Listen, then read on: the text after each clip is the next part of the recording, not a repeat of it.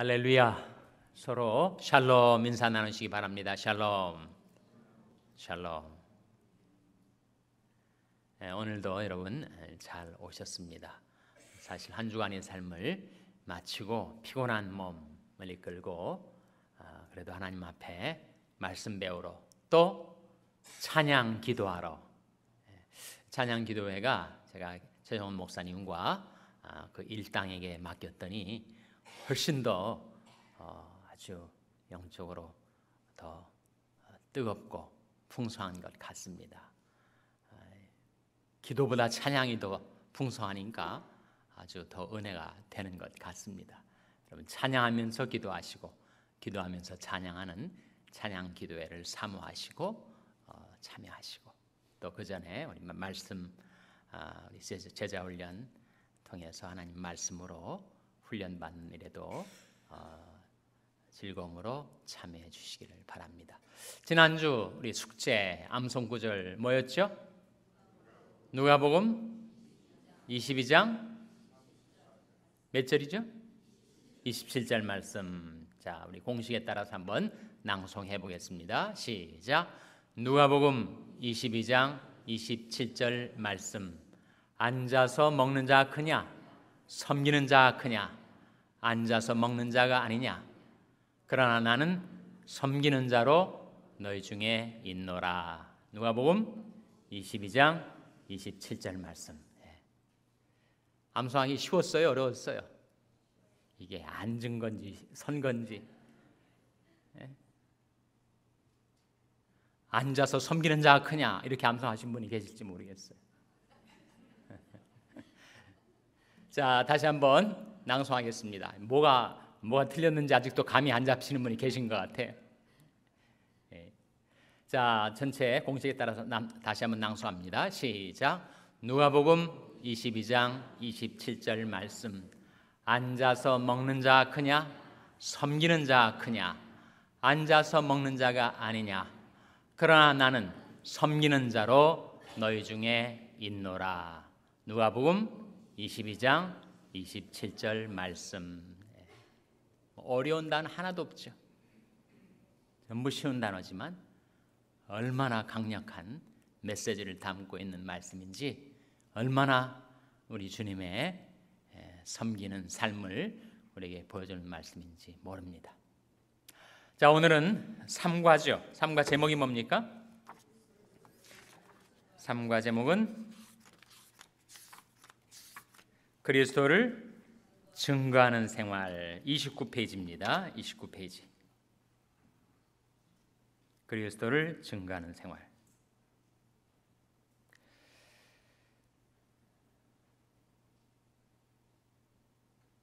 그러니까 한마디로 오늘 주제는 뭐에 대한 걸까요?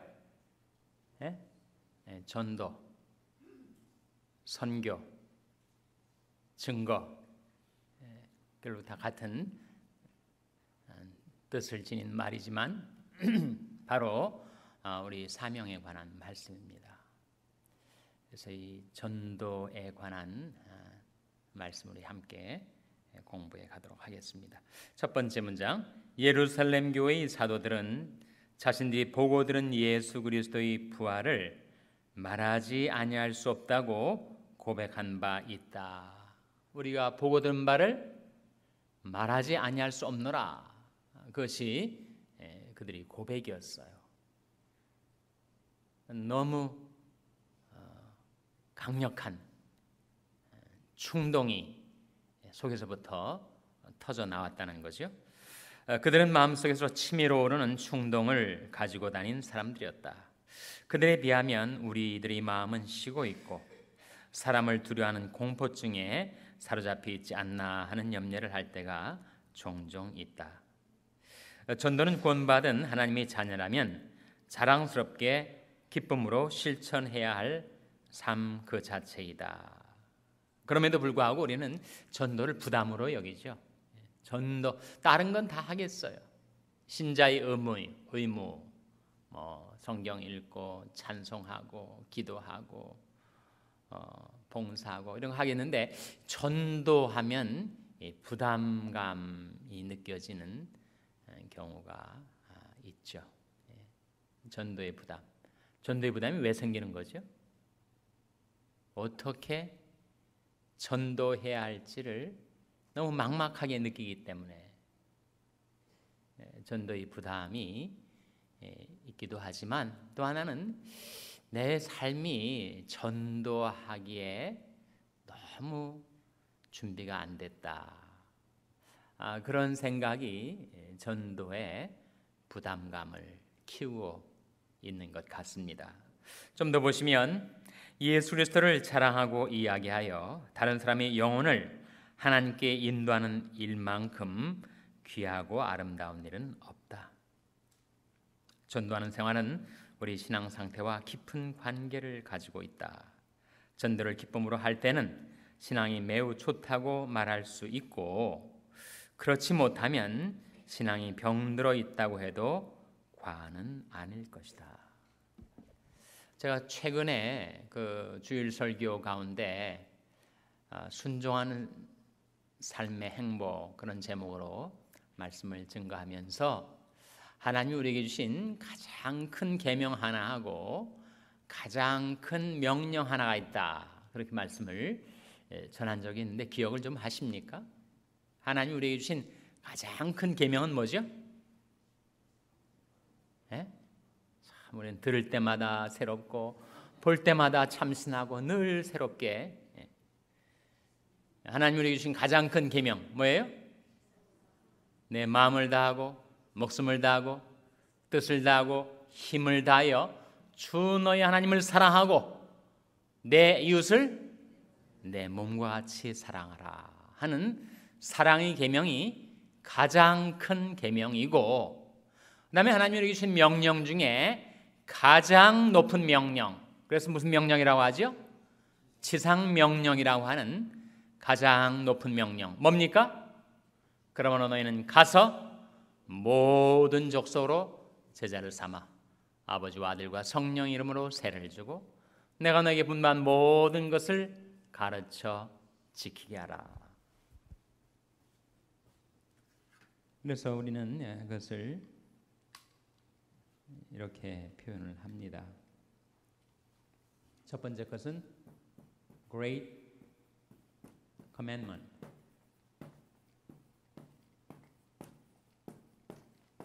가장 큰 계명이란 말이죠. 두 번째 것은 Great Commission, 지상 명령이라고 합니다. 우리에게 두 가지 큰 계명과 명령을 주셨는데, 하나는 사랑의 계명이고, 구약이 전부, 그런 질문 누군가 한번 하신 것 같은데, 구약의 율법이 전부 몇 가지가 나옵니까? 구약의 율법이 몇 가지가 나오죠? 율법 한 가지 한 가지를 다 카운트를 해본 사람들이 있나 봐요. 그래서 구약에 전부 613가지 율법이 있답니다. 613가지 율법 중에서 가장 큰 계명이 무엇인가를 예수님이 딱 끄집어내신 거예요. 예수님은 워낙 성경에 정통하셔가지고 성경의 핵심이 무엇인지, 성경에서 가장 중요한 계명이 무엇인지를 바로 하나님 사랑과 이웃 사랑에 관한 사랑의 계명으로 주님께서 집약해 내신 겁니다. 그 다음에 주님께서 마치 유언처럼 이 세상을 떠나시면서 지상에 남아있는 하나님의 교회, 예수님의 제자들에게 주신 The Great Commission, 그래서 지상 명령이라고도 하고 지상 위임령이라고도 하는, 커미션이란 말은 말 그대로 미션을 주신 거죠. 그 사명을 주신 겁니다. 그것은 바로 구원의 복음을, 그리스도의 복음을 이웃에게 또 땅끝까지 전파하라 하는 명령을 주신 것인데, 오늘은 바로 Great Commission, 이 우리에게 주신 지상 명령, 우리에게 주신 바로 사명이죠. 사명. 사명의 사자가 무슨 사자라고요? 사명의 사자가 바로 보낼 사자입니다. 그래서 우리를 이 세상에 보내신 명령, 목숨 걸고 받들어 실행하라고 주신 사명, 우리를 보내신 사명이 무엇인지 우리가 함께 공부하게 되겠습니다. 자, 1번 질문 보시기 바랍니다. 1번 질문. 하나님께서 우리에게 어떠한 직책을 주셨는가? 고린도서 5장 18절, 19절을 가지고 살펴보라. 물론 예습을 해오신 분도 계시겠지만 우리 한번 그 중요한 말씀이니까 다 같이 한번 찾아보시겠습니다. 고린도서 5장 18절, 19절 말씀 찾아보시기 바랍니다.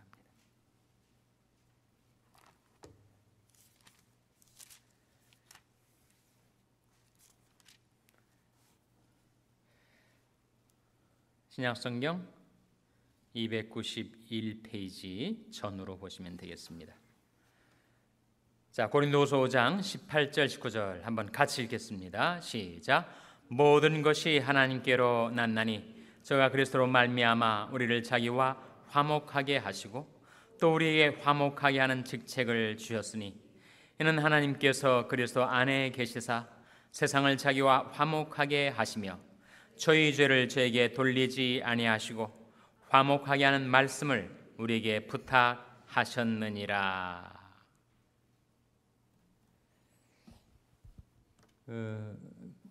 그리스도의 복음, 구원의 복음을 이해하는 데 있어서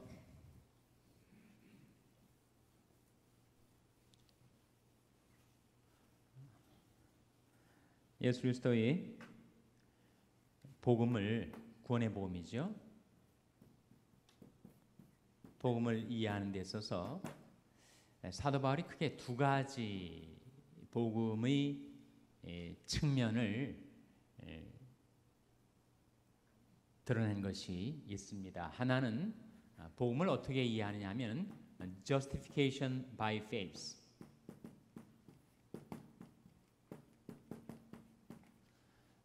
의화로 이해하는 거죠. 의화. 그러니까 이것은 법적인 용어입니다. 그러니까 인간이 죄를 지어가지고 재판정에 끌려왔는데 재판장이 최종 버딕을, 판결을 내릴 때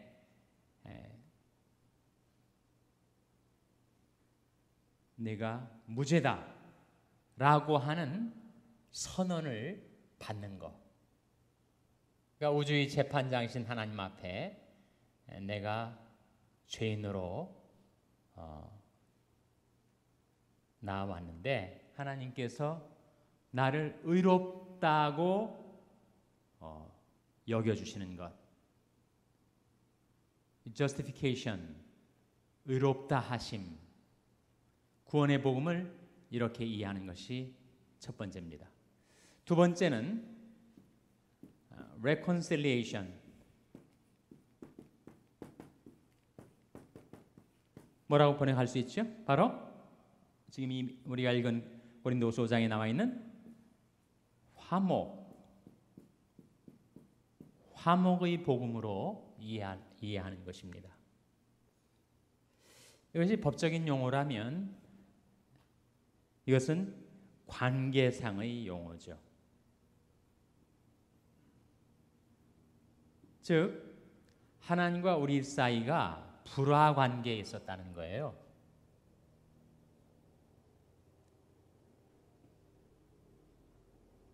남편과 아내 사이에 죄가 들어오면 불화가 형성되지 않습니까? 부모와 자녀의 관계든 스승과 제자의 관계든 모든 인간관계 속에 죄가 들어오면 그 관계가 불화하게 됩니다. 마찬가지로 하나님과 우리 사이에 내가 지은 죄로 인해서 하나님과 내가 불화 관계에 있었단 말이죠. 그 불화 관계 때문에 내 마음에 평안이 없는 거예요. 하나님과의 관계가 편치 않으니까 내 마음에 평안이 없는 거예요. 그래서 이 평안을 찾아서 인간이 정말 온갖 방법들을 다 써봤습니다. 내 마음이 이렇게 편치 않은 거는 내가 인격 수양이 덜 돼서 그런 거겠지. 그래서 정말 수행도 하고 고행도 하고 아니면 율법을 준수를 철저하게 해서 내가 한번 마음의 평안을 찾을 수 있을까?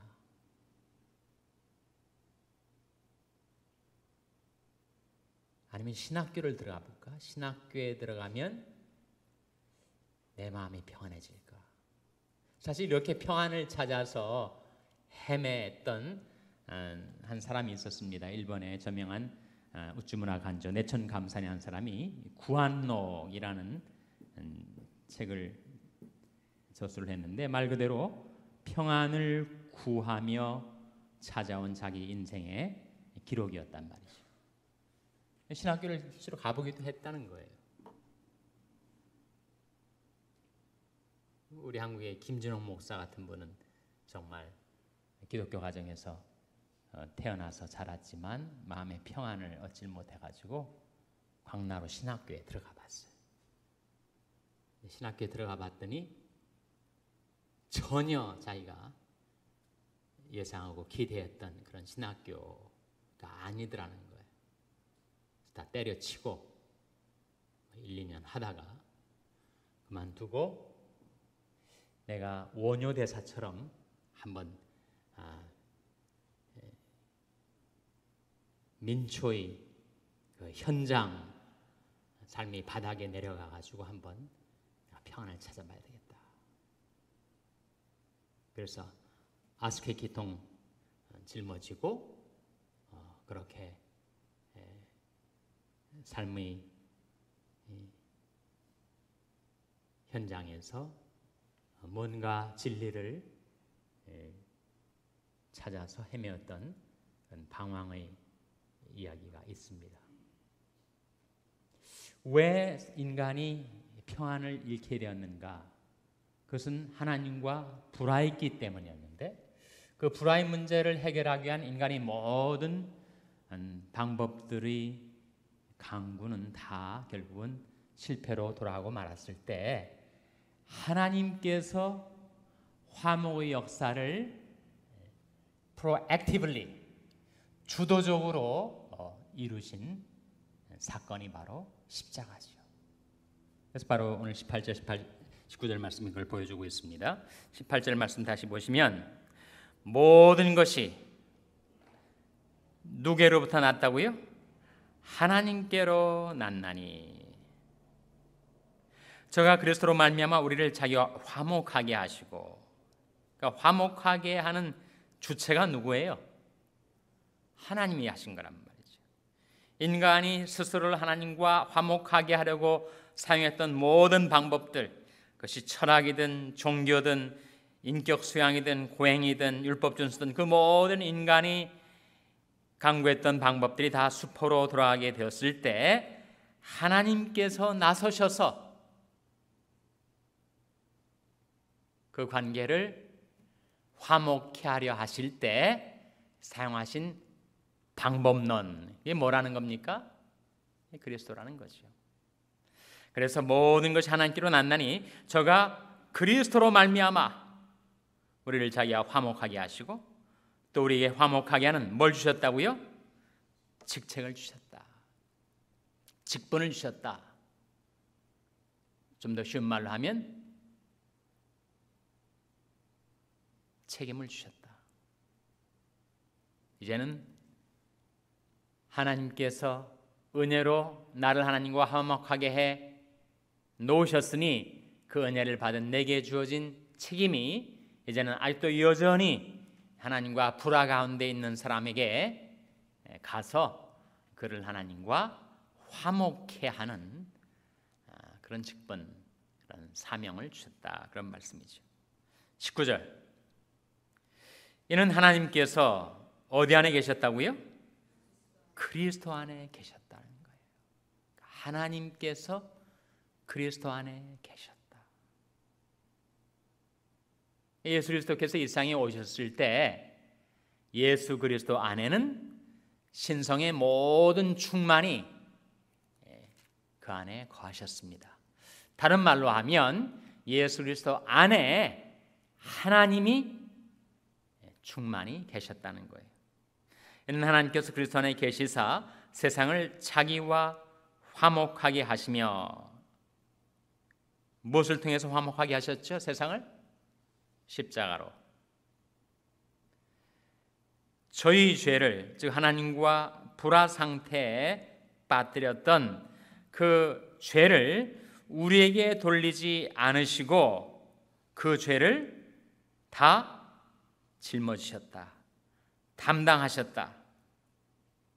그래서 하나님과 우리 사이 관계를 화목케 하셨다. 그러니까 법적인 용어로는 의롭다 하신 거고, 관계상의 용어로는 화목케 하셨다. 그래서 화목해 놓으셨으니 이제 하나님의 은혜로 화목해 된 자에게는 직분이 주어졌다, 책임이 주어졌다, 사명이 주어졌다. 그것은 뭡니까? 아직도 여전히 하나님과 불화 상태에 있는 사람들에게 찾아가서 그 사람과 하나님과의 관계를 화목해 하는 직책이 주어졌는데, 우리에게 책임만 주어지고 책임을 수행할 수 있는 능력이 없다면 우리는 좌절이죠. 내가 도저히 할 수 없는 의무만 주어져 있고 그것을 수행할 수 있는 능력이 내게 없다면 정말 그것은 낭망할 수밖에 없을 터인데, 우리에게 그 직책과 더불어 무엇을 주셨다는 겁니까? 19절에 발견하세요. 직책과 더불어 화목하게 하는 뭘 주셨다고요? 말씀을 주셨다.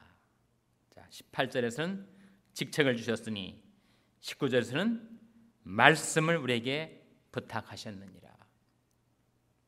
그래서 우리에게는 그 직책을 감당할 수 있는 화목의 말씀, 사람들을 하나님과 화목시킬 수 있는 능력의 말씀이 우리에게 주어져 있다, 그런 내용입니다. 그래서 1번, 하나님 우리를 구원하사 자기와 화목하게 하신 다음 우리에게 주신 직분은 무엇입니까? 무슨 직분이죠? 화목하게 하는 직책. 2번, 당신은 자신의 구원이 화목케 하는 전도의 사명을 수반하고 있다는 사실을 인정하고 있었는가? 여러분, 이 질문 이해가 되십니까? 어떤 데는 질문이 또 다른 질문을 낳을 정도로 질문 이해하기가 쉽지 않을 때가 있는데, 이 질문은 정말 의미 있는 질문입니다. 아주 좋은 질문이에요. 당신은 자신의 구원이 화목케 하는 전도의 사명을 수반하고 있다는 사실을 인정하고 있었는가? 하나님께서 우리를 구원해 주셨을 때 우리에게 화목케 하는 사명도 함께 주셨다라는 거죠. 이 원리가 바로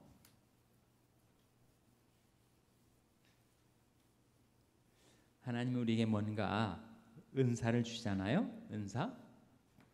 은사를 주시면 반드시 이 은사에는 과제가 수반이 됩니다. 과제가. 영어로 말하면 하나님 우리에게 어떤 기프트를 주시면 거기에는 반드시 태스크가 따라온다는 거예요. 독일어로 표현하면 하나님 우리에게 어떤 가베, 은혜를 주시면 거기에는 아우프가베, 책임 또는 과제가 주어진다는 겁니다. 그래서 하나님이 우리에게 뭔가 남다르게 은사를 주셨다면 그 은사는 뭘 하라고 주신 거란 말이에요. 여러분에게 만약에 찬양의 은사를 주셨다면 남다르게 목소리도 좋고, 그리고 정말 다른 사람에게 감동을 주는 그런 목소리를 주시고 찬양의 은사를 주셨다면 그 은사를 가지고 하나님을 높이고 사람들이 은혜를 끼치라는 과제를 주신 거란 말이죠. 여러분에게 말씀을 잘 가르칠 수 있는 은사를 주셨다면 그걸 가지고 사람들을 돕고 세우라는 과제를 주셨다는 겁니다. 여러분에게 물질적인 은사를 주셨다면 그 은사를 가지고 향락에 빠져서 취생몽사하듯이 살지 말고 그걸 가지고 어려운 가난한 이웃을 돕고 살리라고 하는 과제를 주셨다는 겁니다. 그래서 여러분이 남과 비교해 봐서 하나님께서 내게 고유한 뭔가 은사를 주셨다면 그 은사는 분명히 어떤 과제를 수반하고 있다는 거예요. 내게 주어진 기프트는 태스크를 수반하고 있습니다. 바로 그런 질문입니다. 이번 질문에 그래서 당신은 자신이 구원이, 즉 하나님이 우리에게 구원이라는 은사를 주셨는데 그 구원이라는 은사와 더불어 화목케 하라는 전도의 사명, 전도의 과제를 우리에게 아울러 주셨다는 거예요. 그 사실을 인정하고 있었는가? 인정하신 분들이 있을 거고 아직도 그 사실을 심각하게 깨닫지 못하고 있는 분들도 계실지 모르겠습니다. 그러니까 우리가 하나님과 화목해 되는 은혜를 받았으니까 남을 하나님과 화목해 하는 그런 사명이 우리에게 주어져 있다는 거예요.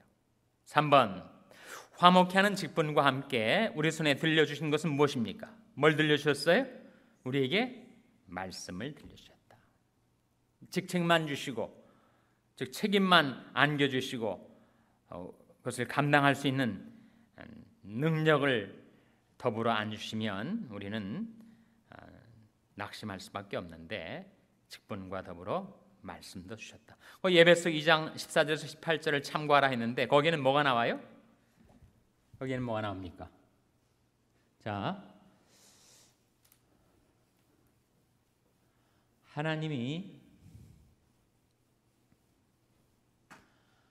하나님과 우리 사이에 죄로 인해서 엄청난 간격이 있었다는 거예요. 그래서 이것을 메꾸려고 인간이 철학으로, 종교로, 율법 준수로, 선행으로, 고행으로 온갖 노력을 다해서 우리가 하나님에게 도달하려고 했지만 다 줄줄이 다 실패하고 떨어지고 말았단 말이에요. 그때 우리가 스스로 하나님 앞으로 나아가지 못하고 있을 때 하나님께서 우리를 찾아오셨다는 겁니다. 그래서 하나님과 우리 사이에 죄로 말미암아 생겼던 이 엄청난 간격, 이 chasm, 이거를 하나님께서 뭐로 메꾸셨다는 겁니까? 뭐로?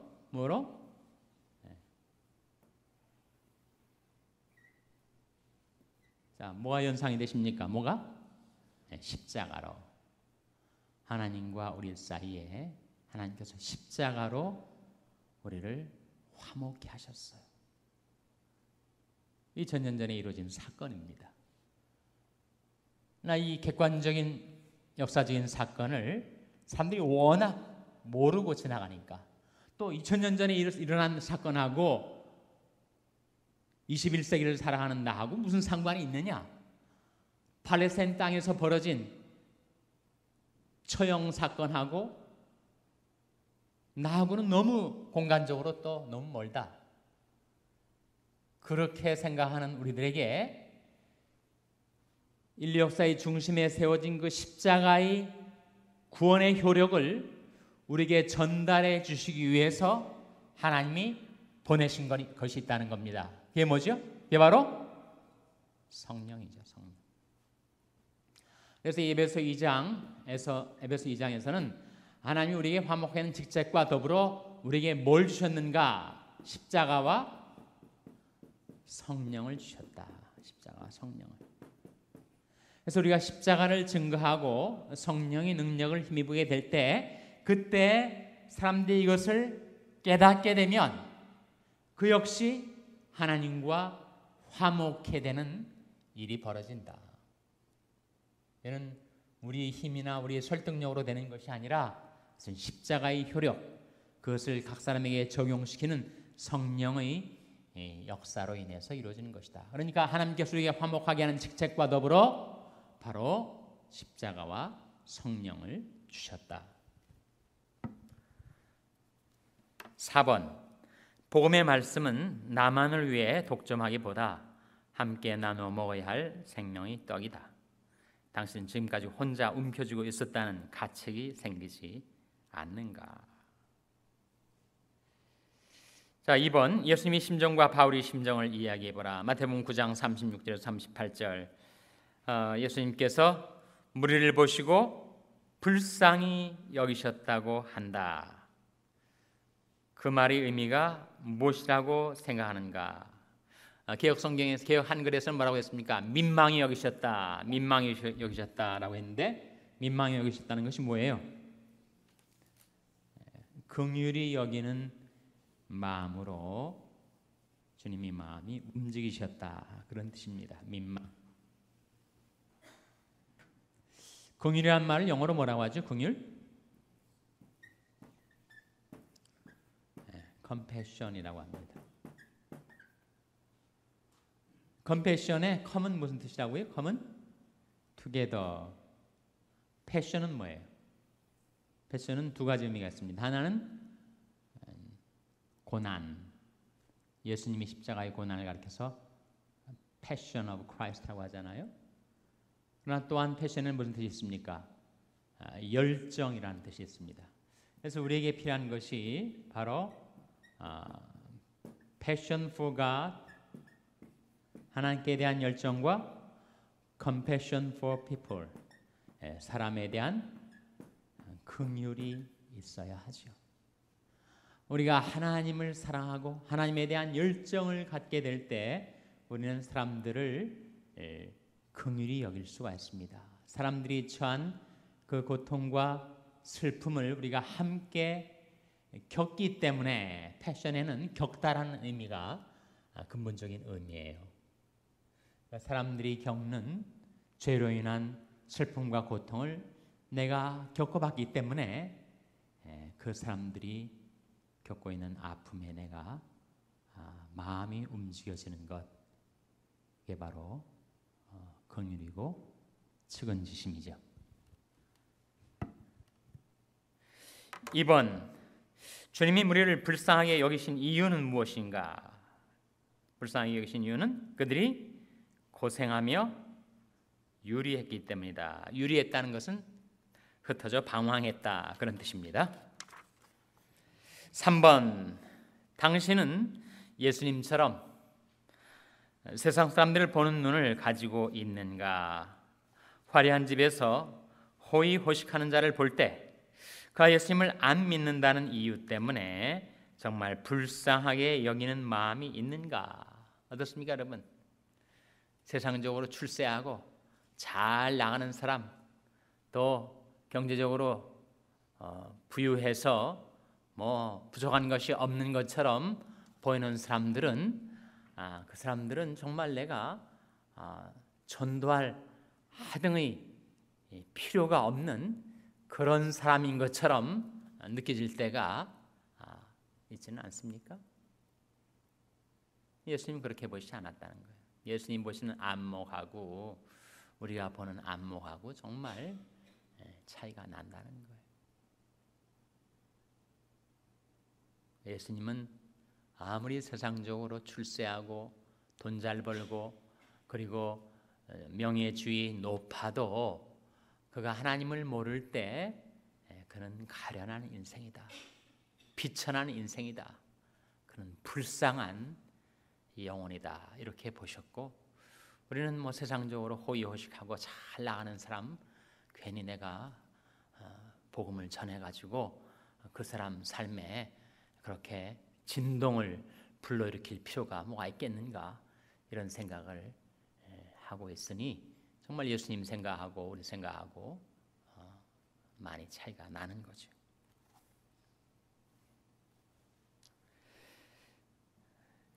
예수님의 안목, 예수님의 마음을 가지고 있었던 바울의 이야기가 로마서 9장에 나옵니다.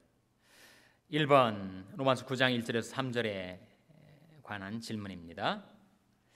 바울은 무슨 말을 하면서 절대로 거짓말이 아니라고 호소하는가?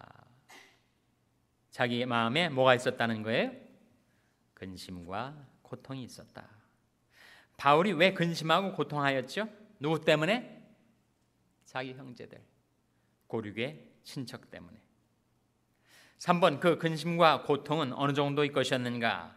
그에게 큰 근심과 그치지 않은 고통이 있었다라고 했습니다.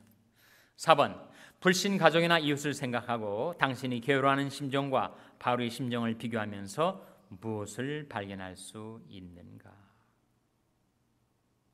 한국 사회가 모든 것이 압축 성장을 하다 보니까 기독교도 기독교 복음 전례 이후에 200년도 안 됐는데 벌써 후기 기독교 사회가 된 것처럼 한국 사회가 세속화의 물결이 교회 속으로 너무 많이 들어와 있어가지고 교회가 불신 가족이나 이웃에 대해서 그들이 구원을 위해서 예전처럼 그렇게 간절하게 울부짖지 않고 있는 것 같습니다.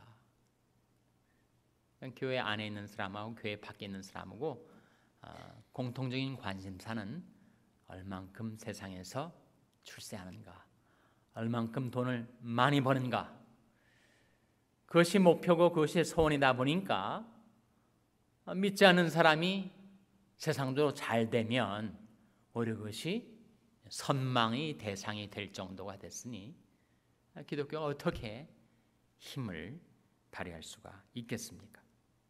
5번 바울은 자기 동족을 구하는 일이면 어느 정도로 희생할 각오를 가지고 있다고 했는가? 어느 정도라고 했죠? 자기가 저주를 받아 그리스도에게서 끊어질지라도 정말 내 혈육 친족이 구원받기를 원한다고 했습니다. 6번 당신이 믿지 않는 가족을 구원하기 위해서 지금까지 희생한 것이 있으면 말해보라. 참 옥하는 목사님은 상당히 도전적으로 질문을 하세요. 어떻게 보면 정말 당돌한 질문을 하시는 것처럼 느껴집니다. 여러분 믿지 않는 가족들을 구원하기 위해서 지금까지 뭘 하셨어요? 기도하셨겠죠. 또 전도를 시도해 보셨겠죠. 그런데 희생하는 것이 있으면 말해보라. 내가 정말 뭘 희생했는가?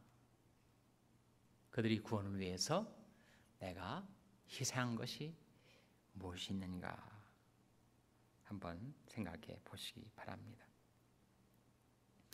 3번 예수의 증인은 입으로만 그리스도를 전하는 것이 아니다. 말이 전도 못지않게 필수인 것이 있다. 다음 구절은 이 점에 대해서 무엇이라고 말하는가? 마태복음 5장 16절 뭘 말하죠? 착한 행실 발견하셨습니까? 다음 베드로전서 3장 14절에서 16절 뭘 말하죠?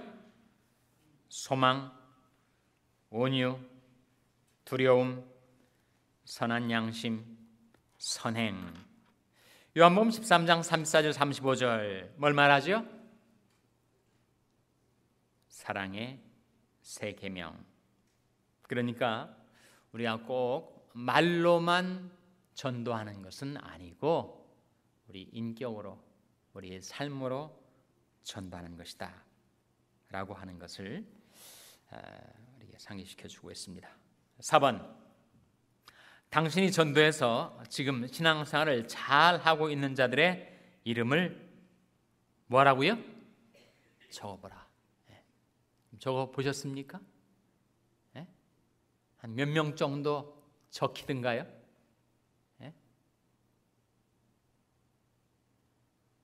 내가 전도를 해가지고 신앙생활을 잘하고 있는 자들의 이름을 적어보라.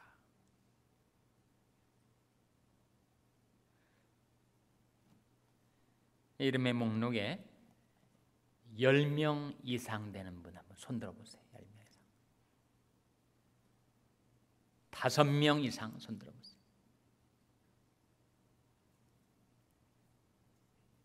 2명 이상 한번 손들어 보세요. 손을 안 들기로 작심을 하신 것처럼 반응을 하시는군요.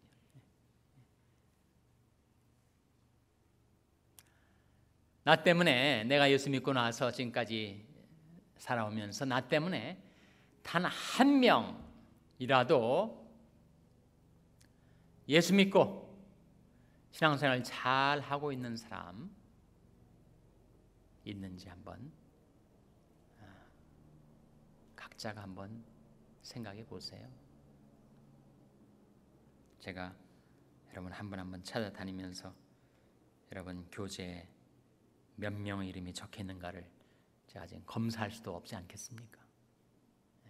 하나님 앞에서 정말 나 때문에 예수 믿고 또 일순간 일시적으로 예수 믿은 게 아니고 정말 지금까지 신앙생활을 꾸준히 잘 하고 있는 사람들이 누구 있는가 한번 생각을 해보세요.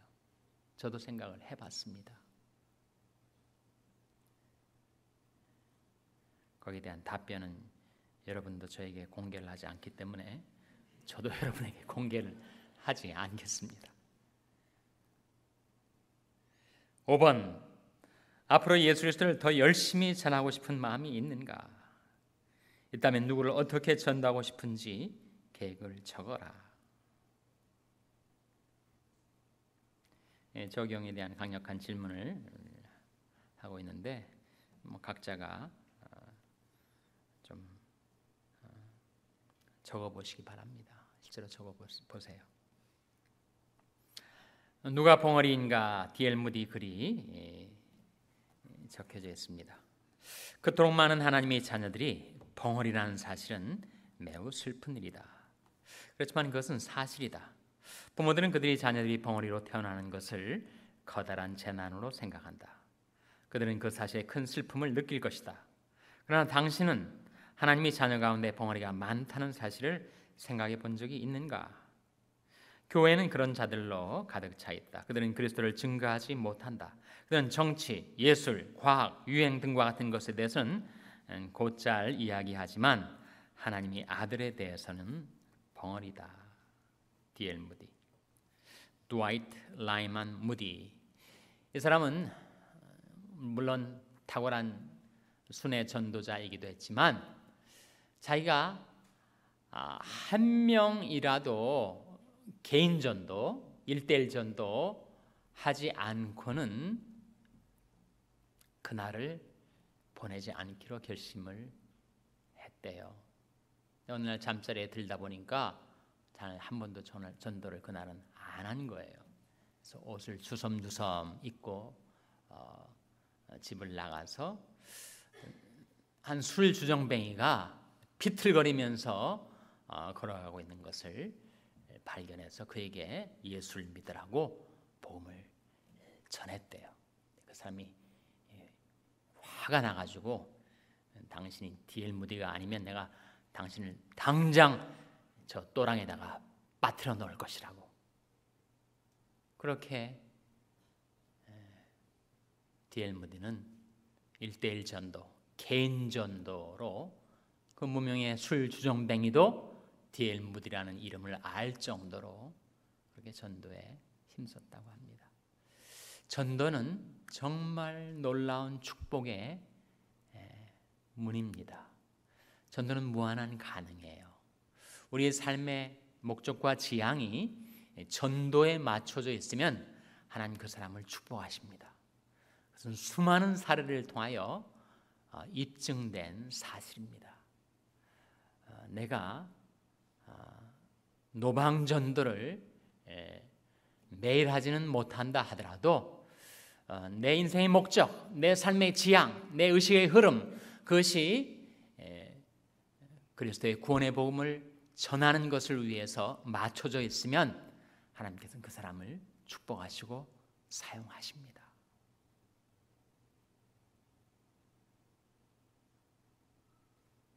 전도는 크게 두 가지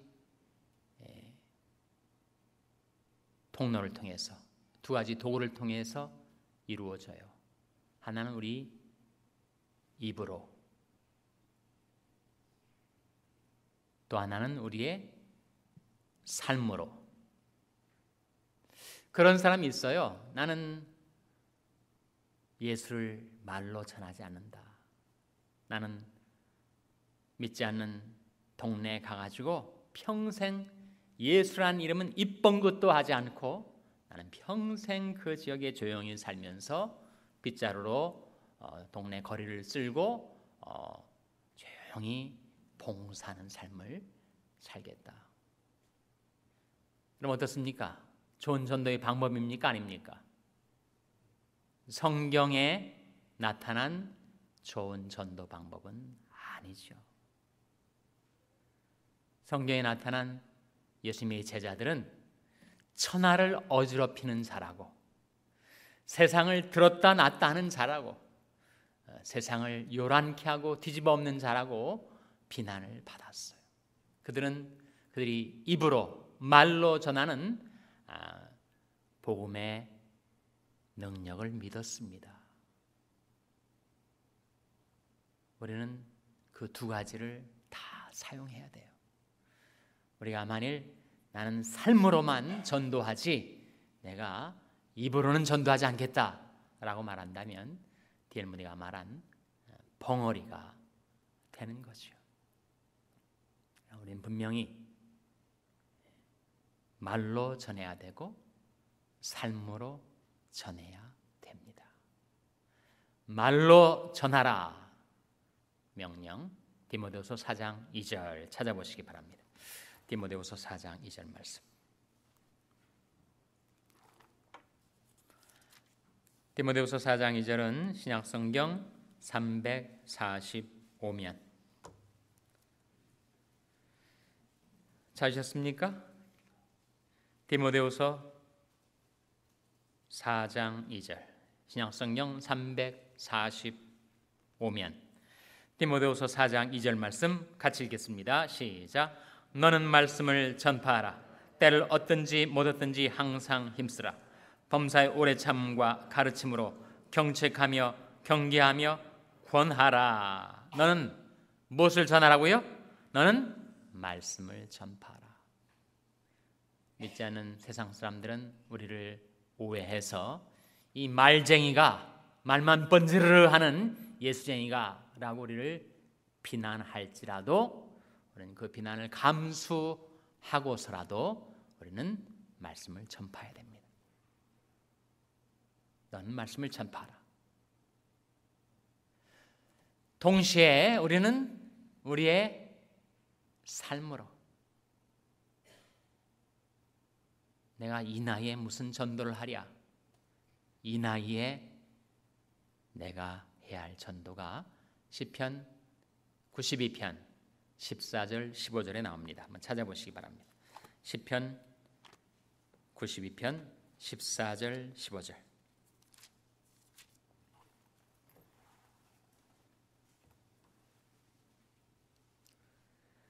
구약성경 871면 시편 92편 14절 15절 찾으셨어요?